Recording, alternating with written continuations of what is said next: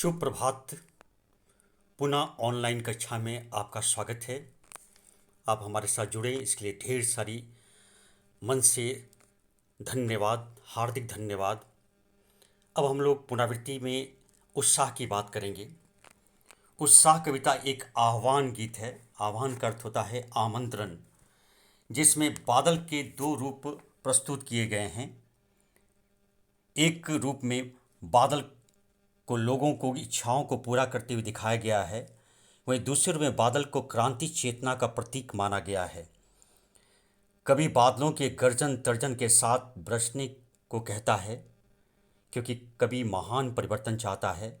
उसकी इच्छा है कि जो जीर्ण शीर्ण परंपराएं हैं वो टूटने लायक हैं, खंडित होने लायक हैं, उनके साथ जीवन बसर कर पाना संभव नहीं है।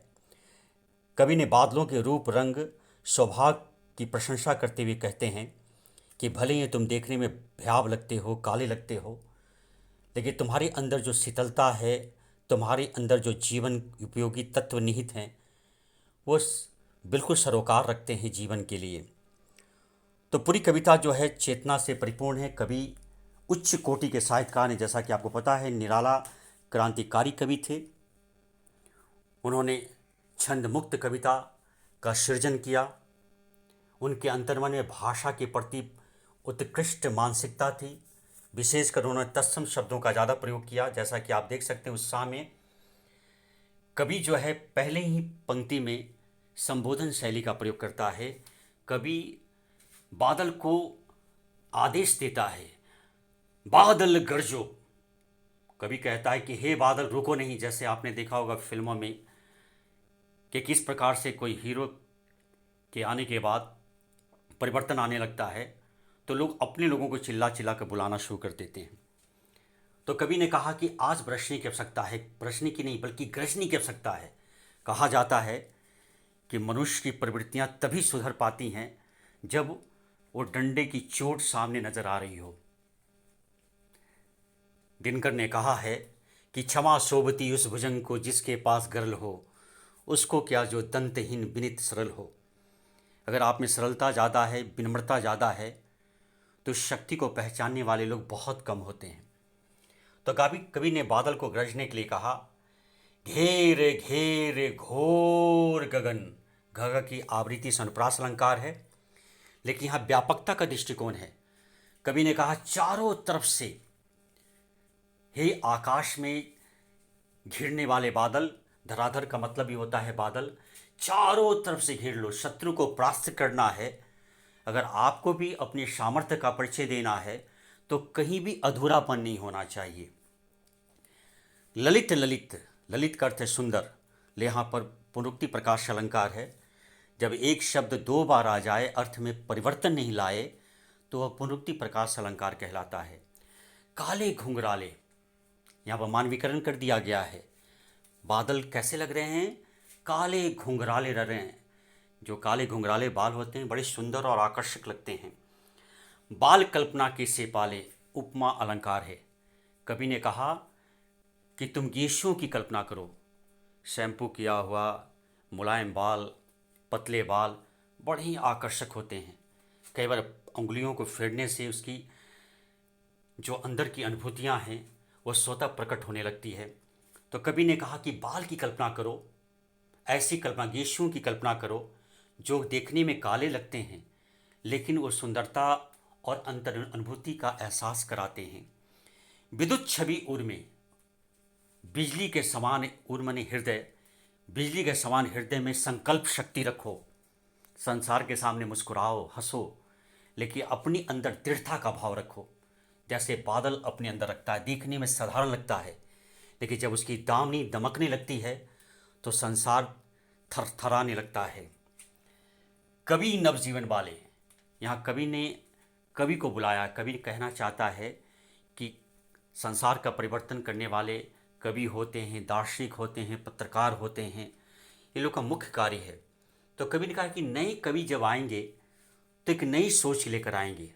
इसलिए कवि कह चाहता है कि समाज का महान परिवर्तन हो, और किसमें समर्थ है? जो चिंतक हैं, दार्शनिक हैं, कवि है। क्योंकि कहा जाता है जोशीली बातों को सुन करके किसी के अंदर उमंग सी आ जाती है, भाव जाग जाते हैं। तो ये जादू है शब्दों का। तो कवि आमंत्रण देता है नए कवियों को।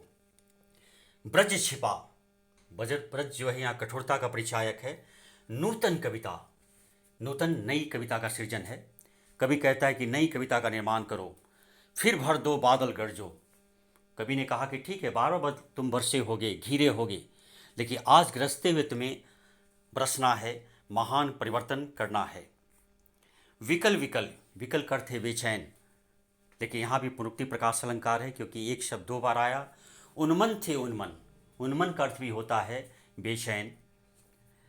विश्व की निदाघ की शकल जन, कवि कह रहा है कि गर्मी इतनी बढ़ गई। यहाँ पर देखिए सांकेतिक शब्द है, ये गर्मी बाहर की गर्मी नहीं है, अंदरूनी गर्मी है। मनुष्य के अंदर इतना तमश है, इतनी तापश है कि वो दूसरों की बातों को सहन नहीं कर पाता। कवि ने उस गर्मी की बात की। किसी ने आपको चुनौती दे दी, तुरंत आपके अंदर का क्रोध जागृत हो उठा। तो कवि ने उस गर्मी की बात की है। कवि कहना चाहता है कि ऐसी गर्मी को सकल बने सारे लोगों के मन में, जन बने लोग बिल्कुल गर्मी से क्या है, पूरा संसार गर्म है, उसे शांत करने का दायित्व किस पर सौंप दिया है कवि ने? बादल पर, और साथ में नए जीवन वाले कवियों पर। यहाँ सांकेतिक अर्थ है आए अज्ञात दिशा से अनंत के घन। अनंत बने अनलिमिटेड, जिसकी कोई सीमा ना हो, घन बने बादल। यहाँ कवि ने इशारा किया है कि जो अच्छे लोग होते हैं, भले लोग होते हैं, वह कहीं से भी चले आते हैं। वो भला करने के लिए अगर आप यहाँ पढ़ रहे हैं, अच्छी डिग्रियाँ हासिल कर लें, तो हो सकता है कि आप किसी दूसरे देश में भी वहाँ के जन कल्याण में अपनी भागीदारी निभाएं। तो कहा जाता है कि जो अच्छे लोग होते हैं वो वसुदेव कुटुंबकम के सिद्धांत को प्रतिपादित करते हैं।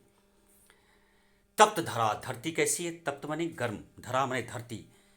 जल से फिर शीतल कर दो। कवि ने कहा हे बादल पहले गरजो, और गरजने के बाद इतनी तीव्रता के साथ बरसो कि पूरे संसार में अंकुरन पैदा हो जाए, नई परिभाषा परिभाषित हो जाए। बादल गरजो, लेकिन पहले गरजो, क्योंकि क्रांति का परिवर्तन तभी होता है जब अंदर में डर हो, भय हो। अगर आप परीक्षार्थी हैं, अच्छे अंक चाहिए, तो एक अच्छा विद्यार्थी पढ़ने के बावजूद भी भयभीत रहता है कि पता नहीं किस प्रश्न, कहाँ से कौन सा प्रश्न आ जाएगा, और पुनः बार बार उसकी पुनरावृत्ति करता है। जैसे मैं बार बार आपको अध्यायों को पढ़ाता जा रहा हूँ ताकि बच्चों को कोई तकलीफ़ और दिक्कत ना हो। तो उम्मीद करते हैं कि उससे आप समझ चुके होंगे। अगली कक्षा में पुनः इसी अध्याय का अट न रही के साथ मिलेंगे। ढेर सारी शुभकामनाएं। धन्यवाद।